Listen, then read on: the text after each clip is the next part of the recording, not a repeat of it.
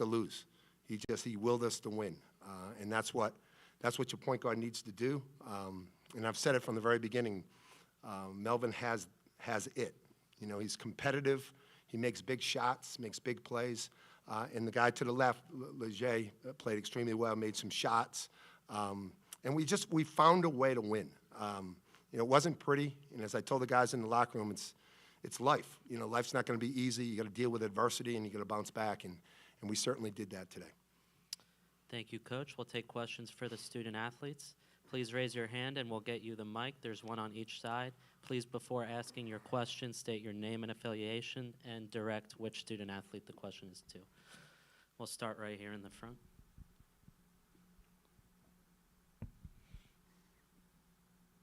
Fellas, Marcus Larry, WVCW Radio. You're playing VCU tomorrow, same time, same place. You both played 40 minutes, so the whole game, both scored 18. How do you take that? You played all 40 minutes, the quick recovery time, less than 24 hours. How do you get set for tomorrow? I guess just do what the trainer says and take the time to stretch so you can give your time or your body time to recover and just hydrate too. Let me answer that question. When they're 18 to 22-year-olds, you never get tired. All right? When you're dead, that's when you can sleep. All right? We'll go right here. Ryan Labardi, TAP Integrator Olean. Melvin, right before the second half started, it seemed like you and Noel kind of pulled the group aside under your basket and kind of delivered a message there. Just what was kind of said in that huddle, and what kind of propelled you guys for that comeback? I told the guys, like, I need you guys, you know. And as a captain, that's what I got to do, to use my voice. And Noel said he got me. And we came out with the victory. Same row. Spencer Bates, Olean Star. Melvin, you know, Coach Schmidt mentioned the amount of steals and turnovers you guys forced in the second half. A number of them on crucial moments, got down the court. You know, what did you see defensively, you and Leger as well, defensively, that led to that many steals in the second half? I know second game when we played them guys at our home, we was pressuring the ball. I don't know why we didn't do that first half. So second half came, I just had to do it, and I didn't want to go home. I mean, we played this our third time playing them. We knew what their strengths and weaknesses, so pressuring the ball just forced them into tougher passes, and just trusting the backside helped to get a deflection and get a steal. We'll go first row on this side, on the aisle. Mike's right next to you. Chris Powell, Couch Coach Live. Congratulations on the win, fellas. Melvin, he had a bucket, and you also had 2 free throws to seal the game. What was your composure in that final minute? You know, Jonah Henson, he grabbed me and said, "Bring us home. You're a dog. Bring us home." And I was just thinking about that at the free throw line, and I nailed the 2 free throws, and I told Jonah I got him. We'll go second row here. Melvin, Carson Hack with the Bonaventure newspaper. You're like the energy guy on this team. For all those fans that were standing for like that last 20 minutes, what do you have to say to them? I appreciate it. Like I said before in all my interviews, when I came on my visit, Coach told me that the fans travel, and I didn't believe him until I came to the school. And I just want to thank you guys for coming out and supporting us. Go. Doubted the coach. Third row on this side. George Templeton from Rams Rewind. For the student athletes, you've got the heavyweight belt out there, and that seems appropriate because it was a pretty physical, tough fight out there for you guys. Just describe going through a game like that, playing against Duquesne. What's that like the physical nature of how they play? They play very physical. You know, Coach had preached to us that we got to play for the people that sacrifice us, and that's what we did to get the victory. Any other questions? Right here, second row.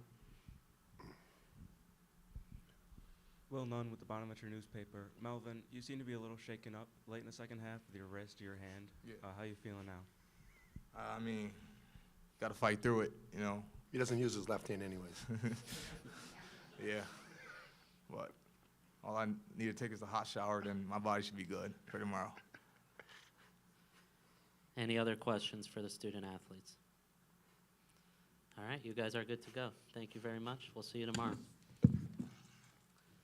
All right, we'll take questions for Coach Schmidt. Who wants to start? We'll go third row, middle. Coach, for a lot of that time throughout the game, it felt like whenever you guys got a foothold or got a bucket back to kind of bring momentum, trying to get momentum back on your side, Duquesne seemed like they had an answer right away. What do you see there? Yeah, Duquesne is really good. Give them credit. They're physical. They hit that big shot coming out of a timeout. The BOB play. I think we cut it to 1, 2 maybe, and then they pushed it back out to 7 or 8. But it just showed our guys never gave up. They dealt with the adversity, and they kept on fighting. And it wasn't a pretty game. It was really competitive, physical, but our guys made the plays at the end. And when you turn somebody over, 18 times, I told one of the keys in the game, before the game, was ball security. You got to take care of the basketball. You can't give Duquesne, numbers on the break. And I thought, we turned the ball over only 7 times, and they turned the ball over 18, and that was 24-4 points off turnovers. That was the difference. They dominated us, on the glass, and usually we win the paint, and we're even in the paint. That's why it was critical for us to win that points off turnovers. Go second row aisle. Carson Haig, Bonaventure, you guys led for just 2 minutes and 4 seconds. How difficult is it to dig yourself out of that hole, and how do you guys do it? Yeah, I learned a long time ago. You only have to lead for a second. But it's hard. It's mentally. It's like you make a basket, they come down and they make a basket. And you try to cut into the lead, and and so you need to show some mental toughness. And I thought we did. When, like I alluded to earlier, when we were down by 2 or whatever, and they came out, and they had the ball underneath, and they ran that really good out of bounds play. And that, if you don't have character guys, if you don't have tough mentally guys, you're going to fade. And the good thing about us, we didn't fade. And we've been in a lot of close games, and we've won some, we've lost some. But I thought we handled that well. We didn't put our heads down. We kept on playing. And then, we had the bounce of the ball went our way, and Melvin really took over. And Leger, hit a big shot in the corner as well. We'll go first row aisle on the left. Chris Powell, Couch Coach Live. Congratulations on the win, Coach. You close out the game on a 13-1 run. I know you talked about earlier just the resolve of this team. Just a thought. Yeah. Like Melvin said, he didn't want to go home. We didn't want to go home. Our goal is to win this tournament and go to the NCAA tournament. That's the goal. And we have tough-minded kids, and they didn't quit. They fought through, as I said, the adversity that hit us, and we got hit a lot of, but there's a saying, when a donkey and a jackass are on the ground, you kick them both. Thoroughbred gets up and sprints, and the donkey says, you know what? We had thoroughbreds today. Go first row. Coach Marcus Larry, WVCW radio. You're playing VCU tomorrow. Yeah. You've played them twice already, once at your place, once at theirs. How do you prepare for a third matchup in a They're neutral good. site? They're good. We got lucky to beat them at home in the first Atlantic 10 game, and I thought we played pretty well in the first half against them down there, and then they went on a run. They got the player of the year and athletes. When they shoot the ball well from threes, they're almost unbeatable. So we got a big challenge ahead of us. Coach, you were down 9 going into the second half. Yep. What was the message in the locker room, and how are the guys kind of feeling? Yeah, heading into the I second half? was happy that we were only down by 9. As I tell them, we were only down by 3 buckets. We didn't play well at all. We weren't aggressive. We weren't playing the ball screens right. But just being down 9, I thought that was a moral victory for us. And then we wanted to come out, in the first 5 minutes of the second half and try to cut into the lead, which we didn't.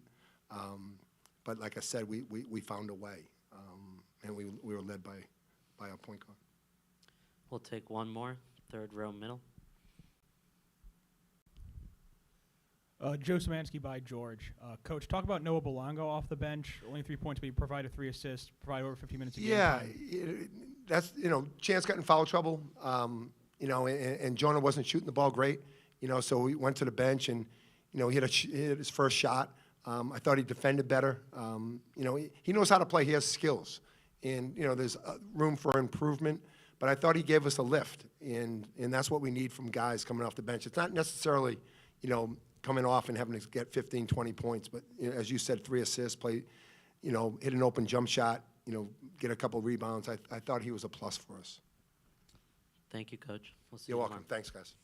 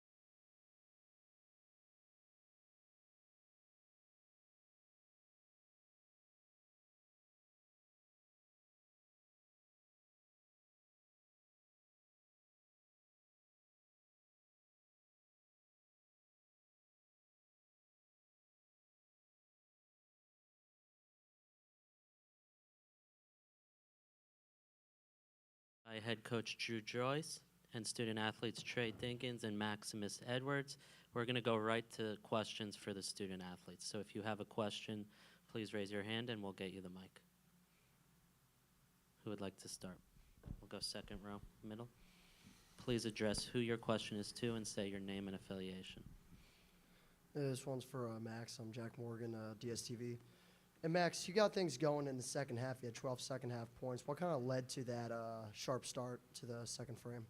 I mean, for me personally, that's just my teammates and Coach Drew and the whole staff believing in me. I know the last 4 minutes we really didn't get nothing going offensively, but, I mean, it was good I was scoring, but, I mean, it wasn't enough, man. It wasn't enough. Any other questions for the student athletes? Second row, man. This one's to Trey. Yeah, as a total, the team had 18 turnovers. What was kind of going around that was letting St. Bonaventure get so many kind of little mistakes from you guys?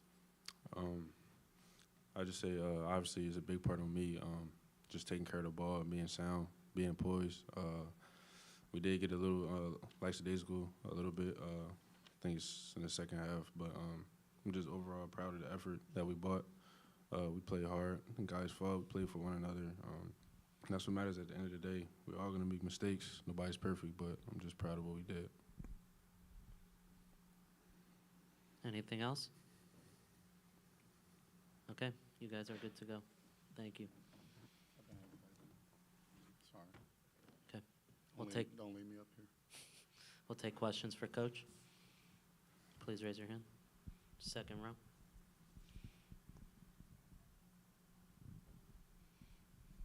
Jack Morgan, DSTV, and Drew, just a tough loss to end the season, but kind of looking back on the first season as being head coach, just if you're able to kind of reflect on it now, I know it's pretty soon after, but just kind of final thoughts as you head into the off season. You know, first and foremost, haven't had any time to reflect, but here's things that I already knew. right? That my guys from day one have been willing to adjust, to learn, to buy in, to go on a journey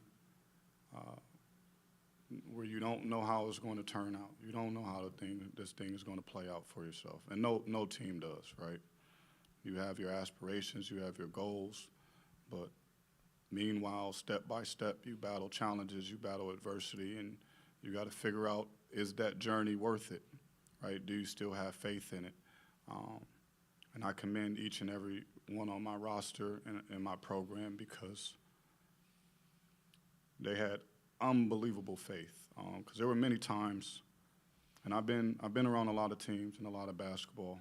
There are many times where I've seen teams fold, right? They could have quit on me after we went 0-6 and said, man, this coach doesn't know what he's doing, what he's talking about. This isn't any better than my last situation. But they rallied. They fought not only for me, but they fought for each other. Then we hit another spell where we lost 5 in a row, right? Could have did the same thing. Could have splintered, gone their separate ways, thought about themselves. But we bounced back, we rallied again.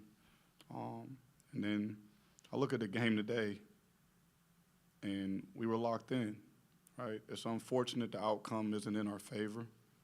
We led for 36 minutes of the basketball game. I thought overall, in general, yeah, we made some mistakes. But as a team, as a whole, as what I wanted them to do, how I wanted them to play, they played with power, right, because they played together. They played with energy, effort, and focus. And like I said, I've been around basketball a lot. You can play well and still lose. That's the game. That's what we love about it. But it's also the unfortunate side. But for these two young men, man, they've been nothing short of amazing, because to show up every day on the bad days, the good days, when I've challenged them and told them they didn't play very well, to show up every day, to battle through those things, to be good in the classroom, to be great on the court, to be great in the community, man. I applaud them. That's not easy. Everyone can't wear those shoes, but they decided to take on the challenge. We'll go back row. Tyler Cronin, 3-bid league. Coach, can you just speak about the changes that you've seen in Maximus this year? He had some 0-point games earlier in the year, and then today putting up 20 in a tournament game. Yeah, he was stinky earlier. He wasn't very good, but I knew he was a good player. And I think the main thing is we made an adjustment, and Max has started majority of his college career, right? During his time at George Washington, he started a lot of games, and we had a conversation. I said, hey, I think I gotta make an adjustment. I don't think he liked it. He didn't like to hear it, and we had to have a couple more conversations, but he bought in. And it wasn't an easy adjustment. There still were games where he probably felt like he should play more, and I probably felt like he shouldn't play anymore. And that's how the scenario goes. But what he did was he didn't quit on himself. Second row on the aisle. Still answer that one. Sorry. Because I'm sorry. I just want to give him the right praise that he deserves, because there's so many guys who quit. Like, you guys don't always get to see it, but like I'm in the basketball world, and there's so many players when things that don't go their way or they're unhappy that just quit, right? At the very first sign, the guy didn't quit. Appreciate you. Appreciate that. Hunter Hensel, A10 Talk. Duquesne was ahead by 13 points with about 13 and a half minutes Thanks left. for reminding us. Appreciate it. St. Bonaventure soon after went on a 10-point run, and so just what happened there for St. Bonaventure to make that comeback? They played hard. They didn't give up. You know, you got to give credit to St. Bonaventure. We weren't in a game by ourselves.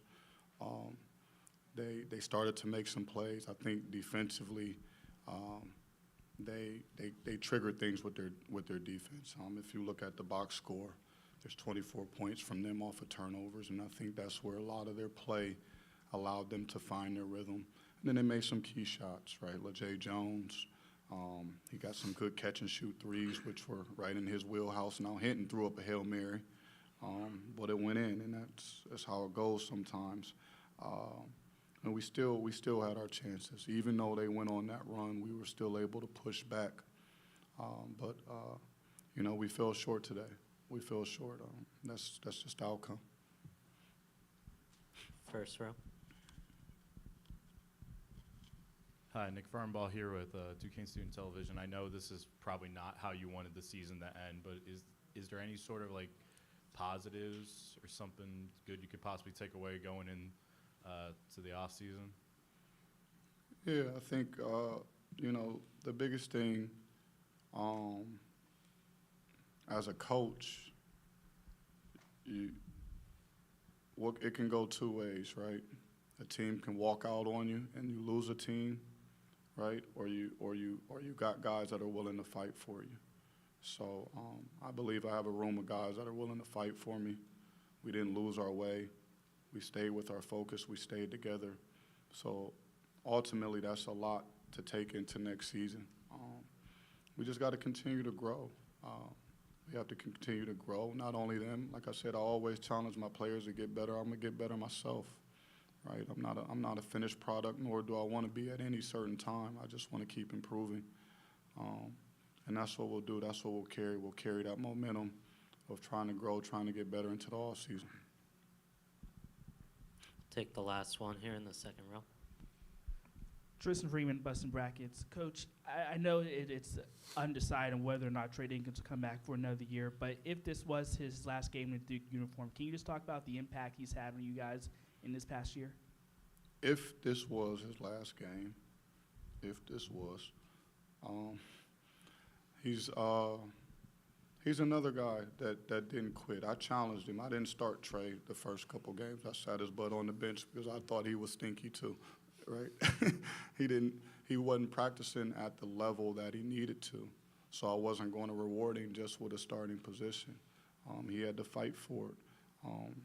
I knew he was capable of being in that lineup, but I think it was more important that he made sure that he earned it, and he showed it every day. But Trey's been he's done an unbelievable job at point guard. I still think he's growing, but what I've seen from him is being able to control the pace of games. And I thought that was huge, being able to control the pace of games, and it really carried us throughout the season. And then his shot making, right? He made big plays down the stretch. Sometimes that's what you need, right? I love my plays, but they don't always work. And sometimes the players are better than my plays. And he proved time after time that he didn't need my play call, that he could figure it out on his own. And I think he's one of the best guards in the A-10. He wasn't acknowledged as that, and that's a shame. But I think he played at that level. All right. Thank you, guys.